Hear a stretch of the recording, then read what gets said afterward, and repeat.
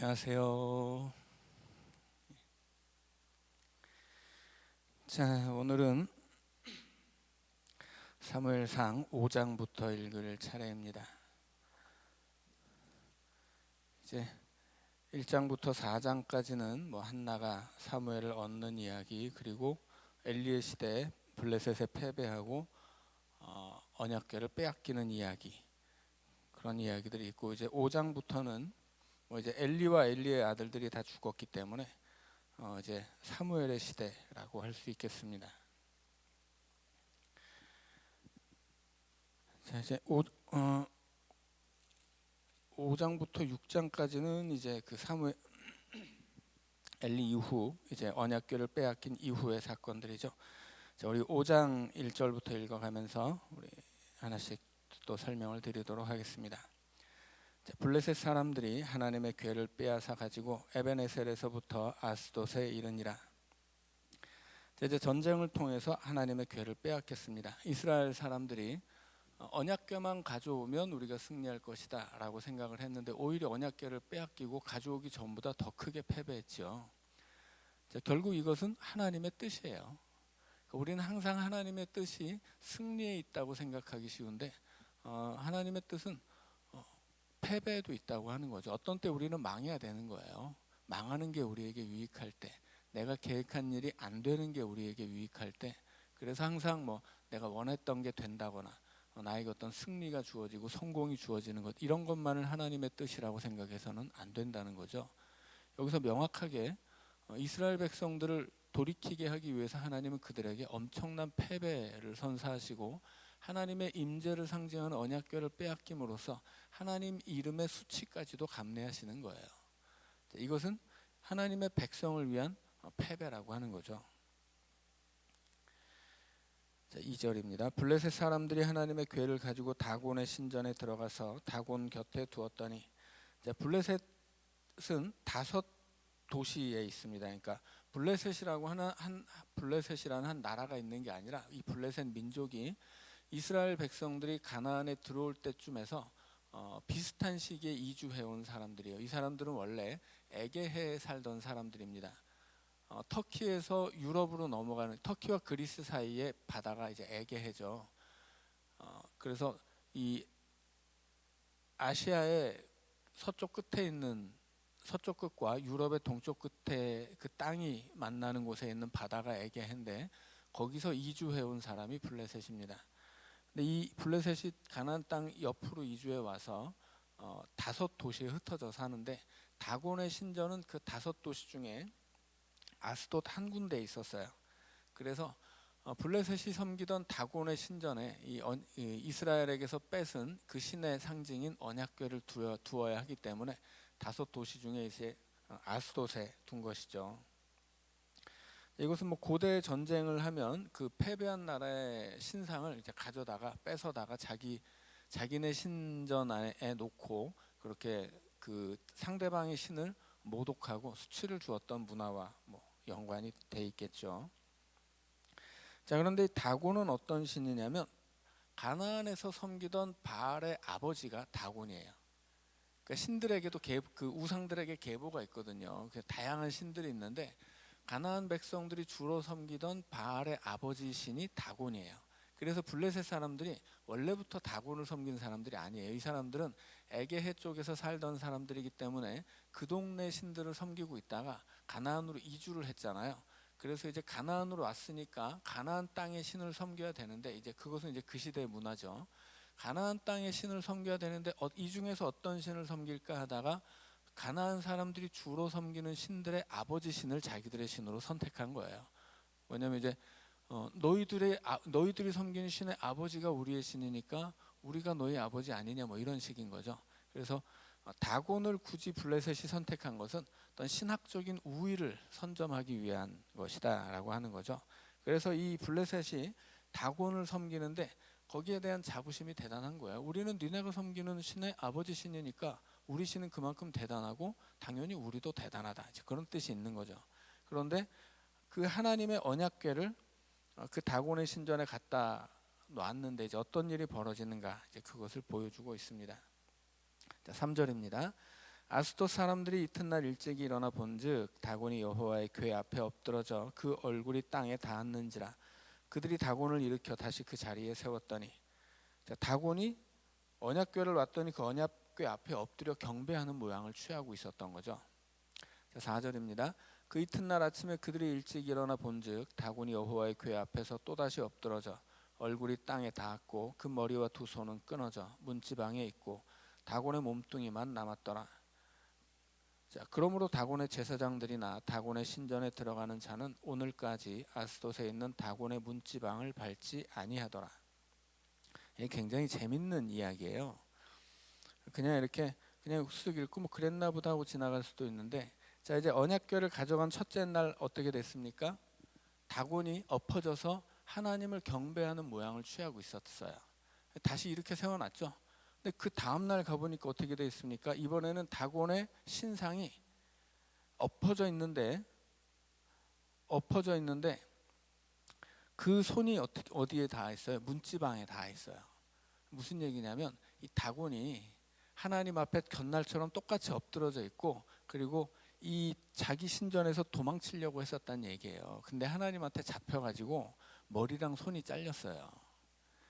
이게 머리와 손이 잘린 것은 이 시대 그 고대 제국에서 전쟁을 벌일 때 포로를 처형하는 방법이 바로 머리와 손목을 자르는 거예요. 그러니까는 지금 겉으로 볼 때는 이스라엘 백성이 패배해서 하나님의 임재를 상징하는 언약궤가 포로 대신 잡혀온 거예요.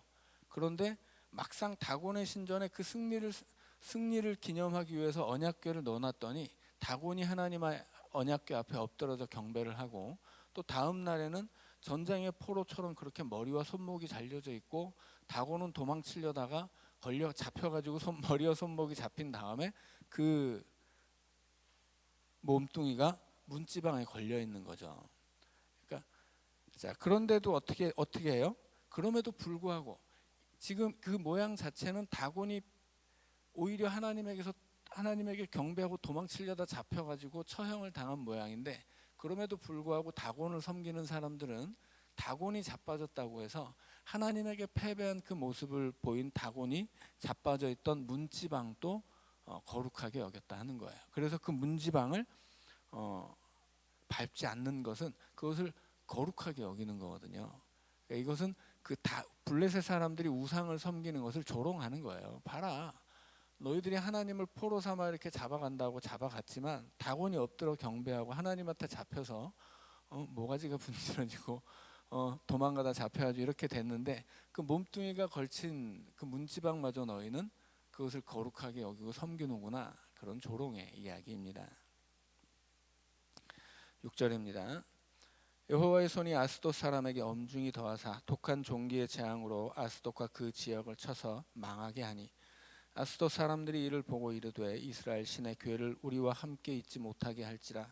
그의 손이 우리와 우리 신 다곤을 친다 하고, 이에 사람을 보내어 블레셋 사람들의 모든 방백을 모으고 이르되 우리가 이스라엘 신의 궤를 어찌하랴 하니, 그들이 대답하되 이스라엘 신의 궤를 가드로 옮겨가라 하므로 이스라엘 신의 궤를 옮겨갔더니, 그것을 옮겨간 후에 여호와의 손이 심히 큰 환난을 그 성읍에 더하사 성읍 사람들의 작은 자와 큰 자를 다 쳐서 독한 종기가 나게 하신지라. 이에 그들이 하나님의 궤를 에그론으로 보내니라. 하나님의 궤가 에그론에 이른즉 에그론 사람이 부르짖어 이르되 그들이 이스라엘 신의 궤를 우리에게로 가져다가 우리와 우리 백성을 죽이려 한다 하고, 이에 사람을 보내어 블레셋 모든 방백을 모으고 이르되 이스라엘 신의 궤를 보내어 그 있던 곳으로 돌아가게 하고 우리와 우리 백성이 죽임 당함을 면하게 하자 하니, 이는 온 백성이 사망의 환난을 당함이라. 거기서 하나님의 손이 엄중하심으로 죽지 아니한 사람들은 독한 종기로 치심을 당해 성읍의 부르짖음이 하늘에 사무쳤더라. 자, 앞에서 다곤의 머리가 잘리고 손목이 잘렸죠. 다곤의 손목은 잘렸는데 하나님의 손은 어떻게 해요? 하나님의 손은 살아있어서 블레셋을 쳐요. 이게 하나님과 다곤의 차이인 거죠. 그래서 하나님의 손에 관한 이야기가 다곤의 손 다음에 3번이나 계속 나오고 있어요. 하나님의 손이, 하나님의 손이, 하나님의 손이. 다곤의 손은 하나님의 손에 잘려졌지만 하나님의 손은 그렇게 블레셋을 쳤다 하는 것입니다. 뭘로 치냐면 독한 종기의 재앙이죠. 자, 여기서 독한 종기의 재앙은 나중에 출애굽으로 연결이 됩니다. 6장에 보시면 이제 그런 이야기가 나와요. 자, 6장 1절입니다. 여호와의 궤가 블레셋 사람들의 지방에 있은 지 7달이라. 블레셋 사람들이 제사장들과 복술자들을 불러서 이르되 우리가 여호와의 궤를 어떻게 할까? 그것을 어떻게 그 있던 곳으로 보낼 것인지 우리에게 가르치라. 그들이 이르되 이스라엘 신의 궤를 보내려거든 거저 보내지 말고 그에게 속건제를 드려야 할지니라. 그리하면 병도 낫고 그의 손을 너희에게서 옮기지 아니하는 이유도 알리라 하니 그들이 이르되 무엇으로 그에게 드릴 속건제를 삼을까 하니 이르되 블레셋 사람의 방백의 수효대로 금 독종 5과 금 쥐 5마리라야 하리니 너희와 너희 통치자에게 내린 재앙이 같음이니라. 자, 이제 블레셋의 5도시의 사람들이 다 손을 항복했죠. 항복하고 이제 이 언약궤를 우리가 가지고 있을 수 없으니 돌려보내자 했는데 이제 어떻게 보내느냐가 문제예요. 그래서 그 블레셋의 제사장들에게 물으니까 이 사람들이 그냥 보내면 안 된다. 그냥 보내면 큰일 난다. 이 우리가 화나게 한 우리가 죄 지은 이 하나님한테 죄를 비는 속건제를 드려야 된다. 이렇게 이야기하죠. 자, 앞서서 이스라엘 백성들은 어땠어요? 하나님의 언약궤를 함부로 했어요. 그런데 오히려 블레셋의 제사장들은 하나님의 언약궤를 아주 소중하고 두려워하면서 대할 줄 알죠. 자, 이 하나님에게 속건제를 드리자고 했는데 뭐 어떻게 드려야 되는지 몰라서 그냥 자기들의 방식대로 해요. 그래서 이 블레셋의 도시가 5이기 때문에 그 방백의 수효대로 5도시의 숫자대로 금 독종 5, 금으로 만든 독종 모양의 제물 5개, 그리고 쥐 모양의 제물 5개를 넣자 그래요. 무슨 뜻이냐면 지금 하나님이 독한 종기로 블레셋을 쳤잖아요. 그러니까 그 독종의 금 독종은 그 하나님이 치신 이 재앙의 모양이에요. 그리고 쥐는 그 금 독한 재앙을 옮긴 병원체죠. 그러니까 이 사람들은 쥐가 독종을 옮겼다. 그런데 이것이 하나님의 분노다 이렇게 생각을 했던 거예요. 그래서 쥐 5개와 독종 모양의 금덩어리 5개를 같이 이제 넣어가지고 속건제를 드리자고 했던 겁니다.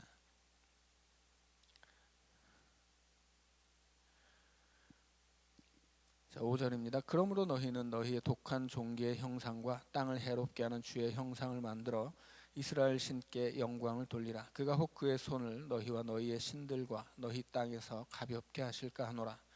애굽인과 바로가 그들의 마음을 완악하게 한 것 같이 어찌하여 너희가 너희의 마음을 완악하게 하겠느냐. 그가 그들 중에서 재앙을 내린 후에 그들이 백성을 가게 함으로 백성이 떠나지 아니하였느냐.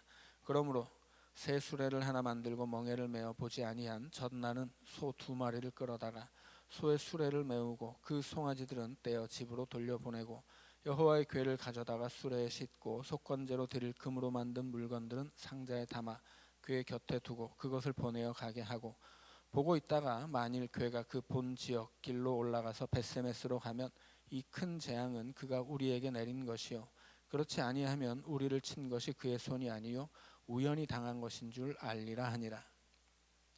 자, 이 블레셋의 제사장들이 어떻게 이야기하냐면 너희들 애굽의 바로 닮을 생각하지 말자 이런 얘기를 해요.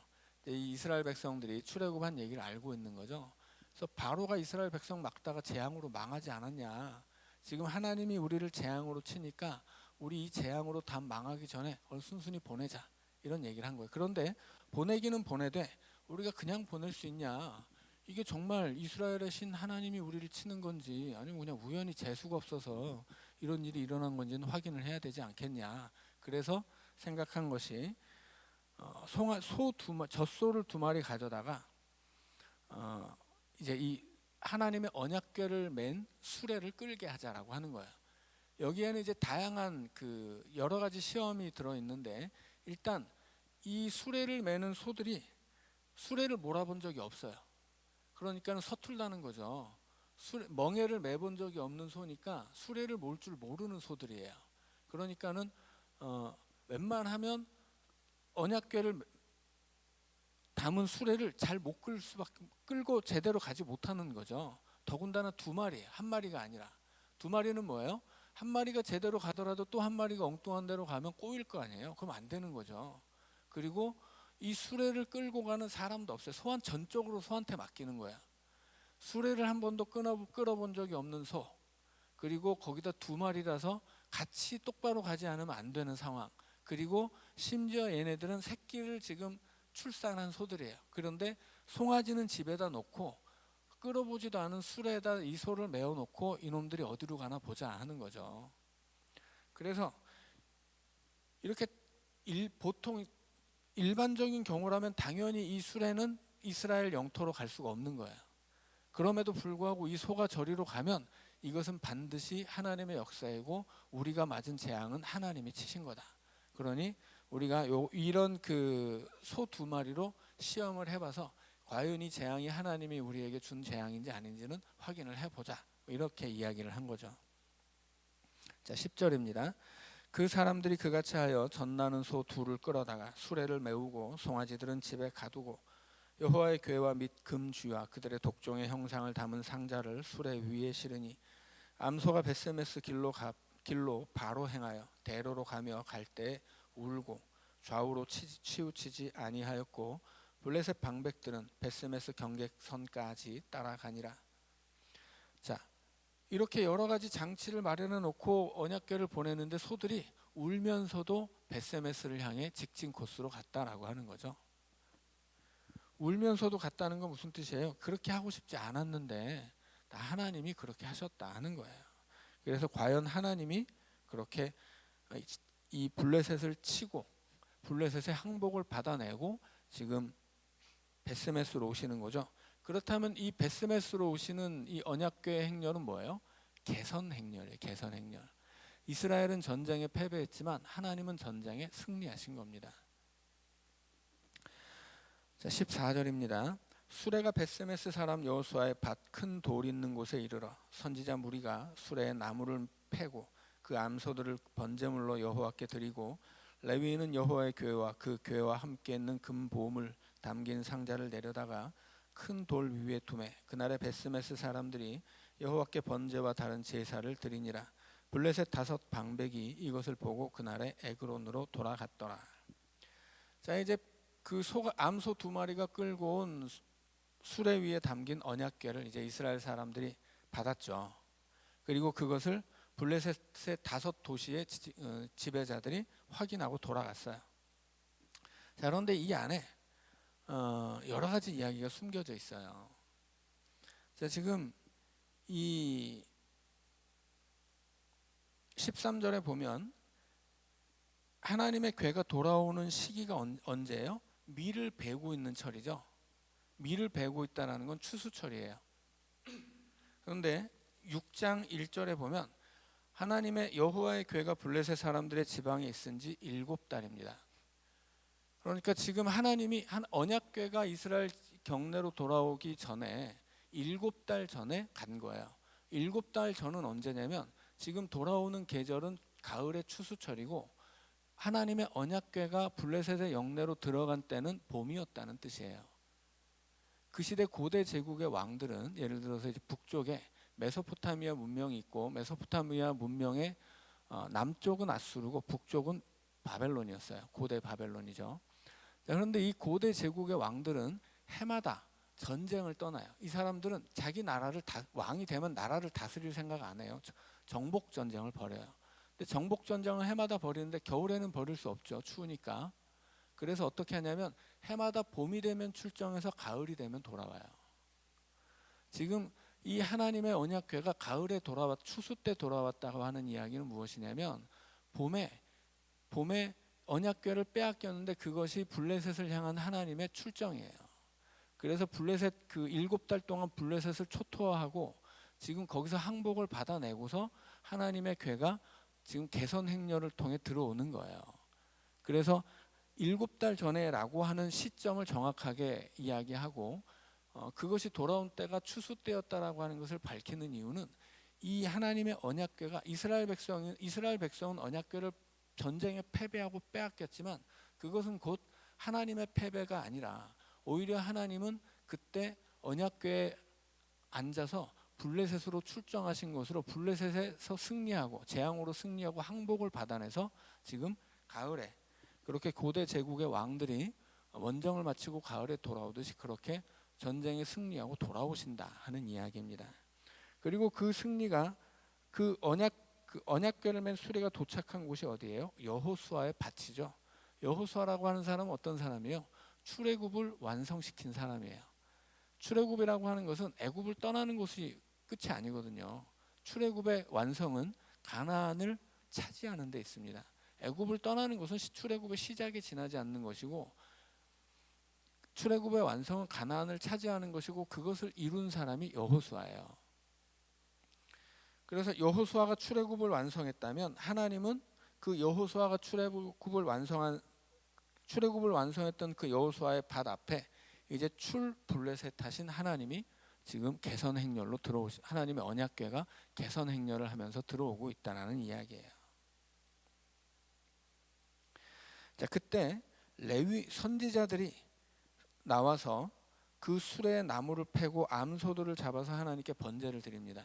그리고 레위인들이 나와서 어떻게 해요? 다시 그 레위인들이 그 언약궤를 이제 챙겨가지고 벳세메스에 두죠. 자, 이것은 처음에 이스라엘 백성들이 언약궤를 뺏길 때 어떻게 했어요? 그 함부로 그 사용하려고 끌고 갔다가 전쟁에 대패하고 그걸 빼앗긴 거죠. 이제 그 언약궤가 돌아올 때 정상적인 방법으로 이 하나님의 임재를 상징하는 언약궤를 이렇게 제대로 맞이했다라고 하는 걸 보여주는 것입니다. 자, 17절입니다. 블레셋 사람이 여호와께 속건 제물로 드린 금 독종은 이러하니 아스돗을 위하여 하나요, 가사를 위하여 하나요, 아스글론을 위하여 하나요, 가드를 위하여 하나요, 에그론을 위하여 하나이며, 드린 바 금 쥐들은 견고한 성읍에서부터 시골의 마을에까지, 그리고 사람들이 여호와의 궤를 놓은 큰 돌에 이르기까지 5 방백에게 속한 블레셋 사람들의 모든 성읍들의 수대로였더라. 그 돌은 벳세메스 사람 여호수아의 밭에 오늘까지 있더라. 자, 이제 그 언약궤와 함께 온 것이 블레셋의 5 도시를 상징하는 금 독종 모양 5개, 그리고 금으로 만든 쥐들 수십 개라고 하는 것입니다. 자, 19절입니다. 벳세메스 사람들이 여호와의 궤를 들여다본 까닭에 그들을 치사 5만 70명을 죽이신지라. 여호와께서 백성을 쳐서 크게 살육하셨으므로 백성이 슬피 울었더라. 벳세메스 사람들이 이르되 이 거룩하신 하나님 여호와 앞에 누가 능히 서리요? 그를 우리에게서 누구에게로 올라가시게 할까 하고 전령들을 기럇 여아림 주민에게 보내어 이르되 블레셋 사람들이 여호와의 궤를 도로 가져왔으니 너희는 내려와서 그것을 너희에게로 옮겨가라. 자, 그런데 이 벳세메스에 하나님의 언약궤가 왔는데 처음에는 선지자들과 제사장이 그것을 받아서 하나님께 번제도 드리고 그것을 잘 놨는데 그 이후로 방치했다는 거죠. 아무도 그걸 지키지 않았나 봐요. 그래서 어떻게 됩니까? 하나님의 언약궤가 왔다는 소문을 듣고 주변 마을과 그 주변 동네 사람들이 구경하러 온 거예요. 언약궤 뚜껑을 벗기고 이게 뭐냐, 여기 뭐 들었냐 이렇게 구경했다는 거죠. 그러니까 어떻게 됩니까? 하나님이 싹 죽이셨다라고 하는 거예요. 블레셋 사람들조차 이 언약궤를 함부로 대해서는 안 된다, 거저 보낼 수 없다 이렇게 얘기했었는데 심지어 하나님의 백성들이 와서 이 언약궤를 구경했던 거죠. 결국은 그 구경했던 놈들은 다 죽었다, 그런 이야기입니다. 자, 그리고 이제 기럇 여아림으로 보내요. 기럇 여아림 주민들이 누구냐면 그 여호수아 시대에 거짓말로 투항해서 이스라엘 백성이 된 사람들이 기브온 족속이죠. 그 기브온 족속들이 사는 마을이 기럇 여아림이에요. 그래서 그 기브온 족속들은 거짓으로 투항한 다음에 이 성전을 섬기는 레위 지파의 종이 되기로 서약을 하죠. 그리고 종이 되어서 사는데 이 기브온 주민들이 얼마나 신실한 사람들이냐면 이 사람들은 바벨론의 포로로 잡혀갔다 돌아올 때도 함께 돌아와서 레위 지파와 함께 성막을 섬긴 사람들이에요. 그러니까 이 사람들은 오히려 이스라엘 역사 안에서 레위 지파보다도 훨씬 더 신실하게 성막을 섬겼던 사람들입니다. 역시나 벳세메스 주민들이 이렇게 언약궤를 함부로 홀대할 때 그것을 기럇 여아림으로 보내고 그것을 언약궤를 책임진 사람들이 그 기브온의 족속들이에요. 자, 7장입니다. 기럇 여아림 사람들이 와서 여호와의 궤를 옮겨 산에 사는 아비나답의 집에 들여놓고 그의 아들 엘리야사를 거룩하게 구별하여 여호와의 궤를 지키게 하였더니 궤가 기럇 여아림에 들어간 날부터 20년 동안 오래 있은지라 이스라엘 온 족속이 여호와를 사모하니라. 자, 이제 기럇 여아림 사람들이 하나님의 궤를 옮겨서 산에 있는 아비나답의 집에 옮겨 놓습니다. 자, 그리고 사람을 시켜서 이 거룩하게 구별해서 하나님의 궤를 지키게 하죠. 그러니까 하나님의 궤가 제대로 보관되었다 하는 이야기예요. 그리고 그로부터 이제 20년이 흐릅니다. 그럼 그 20년은 어떤 세월이에요? 이제 엘리가 죽고 그 이후로 사무엘이 세워져서 사무엘이 이스라엘을 다스렸던 20년입니다. 그리고 사무엘이 일한 결과로 그 20년 동안 이스라엘이 이제 하나님 앞에 돌아오게 되었다라고 하는 이야기를 하고 있는 것이죠.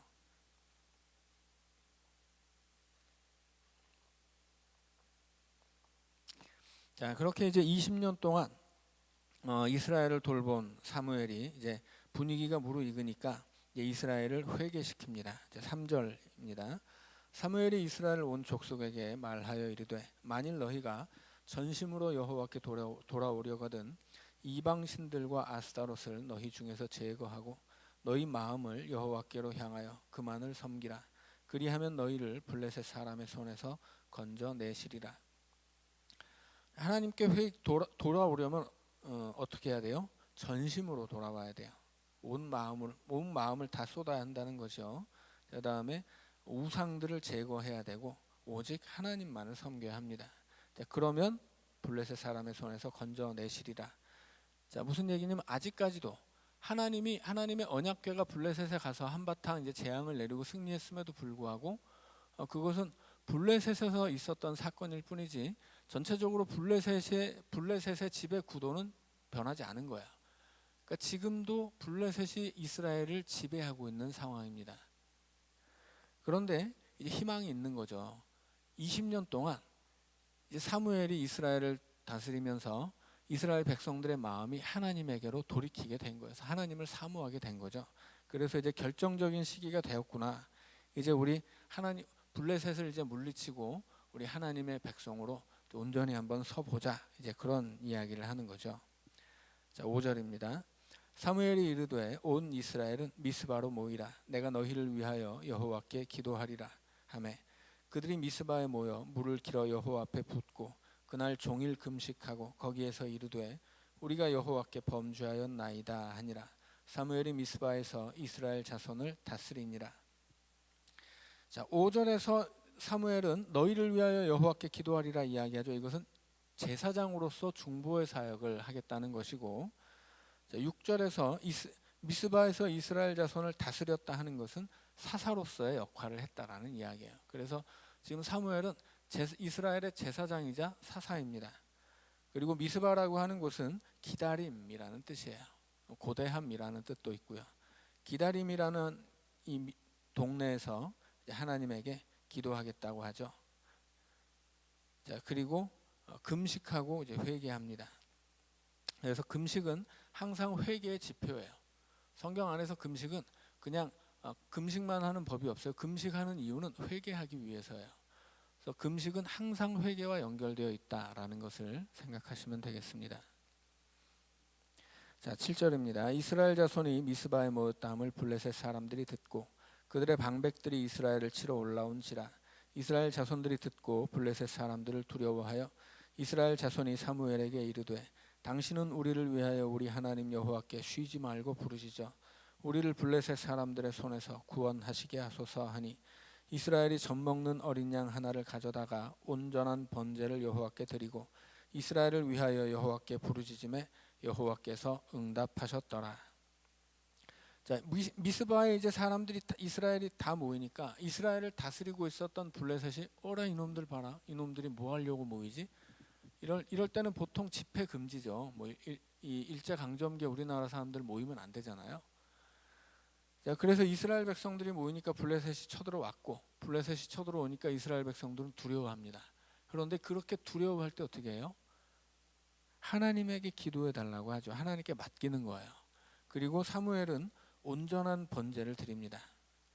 번제보다는 더 중요한 게 뭐예요? 온전하다고 하는 거죠. 온전한 번제를 드리면서 여호와께 부르짖으니까 여호와께서 응답하셨다. 자, 이전에는 부르짖어도 쓸데 없었어요. 왜냐하면 언약궤를 가져와도 그걸 이용할 생각밖에 없었거든요. 그런데 하나님 앞에 온전한 예배를 드리고 온전한 예배를 드리며 부르짖었다고 하는 것은 그 부르짖음이 온전한 믿음의 토대를 두었다라고 하는 거죠. 당연히 하나님이 응답하시는 거예요. 자, 그래서 이제 하나님이 이스라엘에게 응답하십니다. 자, 여기까지 읽고 3분 쉬었다가 계속 10절부터 읽어가도록 하겠습니다.